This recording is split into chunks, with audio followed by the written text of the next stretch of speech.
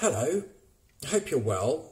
Thank you for joining me once more. Let's talk about the fact that there are two human civilizations. There's a civilization of which we're familiar, Greggs, Topshop, McDonald's, High Street, sports, schools, all that kind of stuff. And then there's what we might call a breakaway civilization of which not many people are familiar, which is filled with esotericism, is filled with Freemasonry, Rosicrucianism. What is the Illuminati? What was George Carlin talking about when he said, it's a big club and you ain't in it?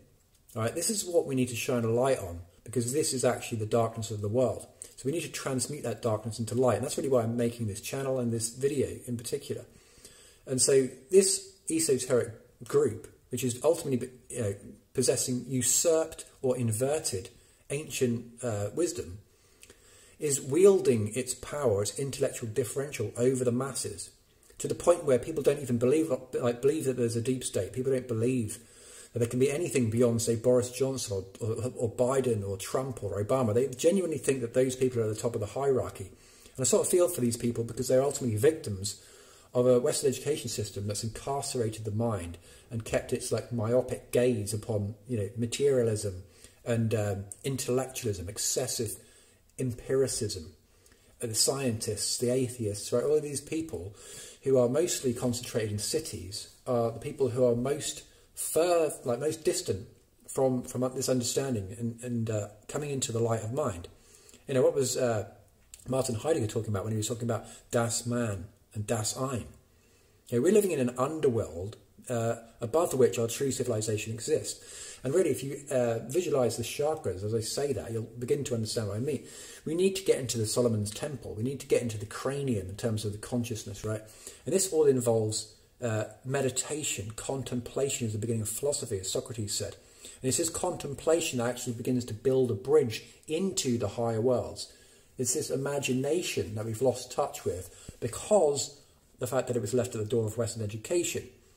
And this is very unfortunate, because it means that we begin to suffer, right? In lieu of our divine intelligence, we will invariably suffer for eternity. And so the controllers and sorcerers of this world know fine well that if they just keep us trapped in this world of debauchery and promiscuity and materialism, consumerism, Black Friday, right? Then they're going to continue to wield their differential over us, and we need to build up an immunity against this. So what we need to do is raise human consciousness so people can even begin to see that there are indeed two civilizations, which could stem back right to the beginning of humanity, really. But more recently, if you're familiar with the Vril Society and people like Maria Orsic and the channelings that took place throughout the 30s and 40s, and what the Nazi Party were really up to, and where they went afterwards, things like Project Paperclip. And, a lot of them actually ended up fleeing to South America and, of course, America itself, where people like Werner von Braun became directors at NASA. What's a Nazi doing in a country that's supposed to have just defeated it in war? See, the problem is we may well have just defeated certain fascist groups militarily, but we haven't psychologically. And indeed, we've actually, gone into bed with this fascist ideology, and it's just become more intelligent, it's become more covert. And this is how this sort of higher world exists, that has far more advanced technologies. The technologies that we're getting are being spoon-fed to us by our true human civilization, although they've been corrupted because power corrupts. I just made a video actually which showed, analogy of Lord of the Rings and various other films with Hero's Journey. The power has got to them, and they are unfortunately wielding this power over us, instead of just realizing the truth that if we could all be empowered by the light of mind, then it's going to be better for everyone. But of course, those who operate from a low level of consciousness can't see this, can't perceive that. So they sort of hacked themselves into this world by way of the technologies. And that's really testament to what they're trying to do. For example, Elon Musk with Neuralink wants to basically connect us to AI. This is what's happening. Slowly the technology's moving from televisions to mobile phones to watches, and then it's going to be embeddables or insertables soon. It's cool to get on the computer, but don't let the computer get on you. Cool to use the computer, don't let the computer use you. You all saw The Matrix. And so what they're trying to do is play God in that regard. They're trying to create a world inside a world. Indeed, that's to some extent a plagiarism, because that is indeed the way that nature works. Like how we are in the moment is kind of a world within a world. And so what the ego wants to do is remain the sorcerer or leader of its people. And, they sort of see themselves as God, which is an unfortunate state of affairs, because it's very much impossible to be that, but simultaneously the knowledge of the fact that you are in fact God itself would serve them very well, and they would perhaps be less fussed about trying to sort of like pull people into these lower chakras and manipulate people from a lower level. But this, really what we need to understand is that we do live in this underworld, and that's why I've been suffering, I think, so much throughout my life. When I think about it, I've always felt like this must be wrong, there must be something more than this, and of course everyone tells you that there isn't, because they're not aware of it.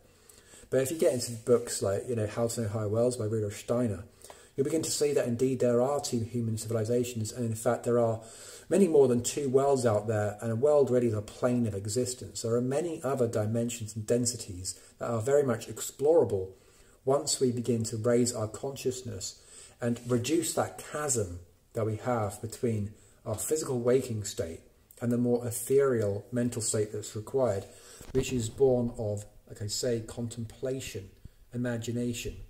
As William Blake said, to the eyes of imagination, nature is imagination itself. So fear not. If you are suffering in this world, there is absolutely another world available to you, and only you can achieve the awareness of this by going in. Those who look outside dream, those who look inside awaken, as Carl Jung said.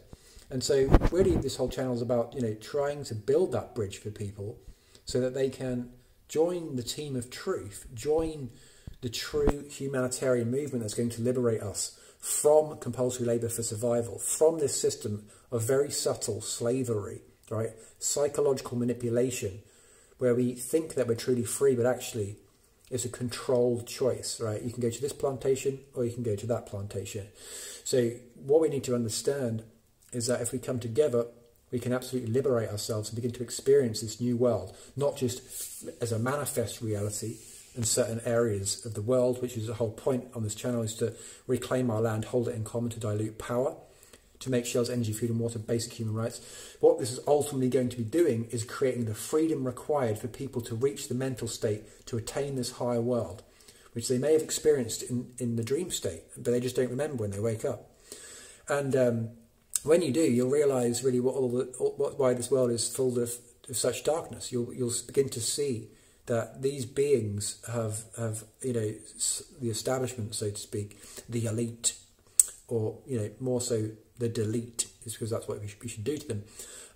They have become aware of the true nature of reality by way of these ancient traditions, which they have usurped and inverted, and that's really what we call Satanism. Is an inversion of God's domain, and the manipulation of that from a lower level, so that they can be the archons of their own worlds.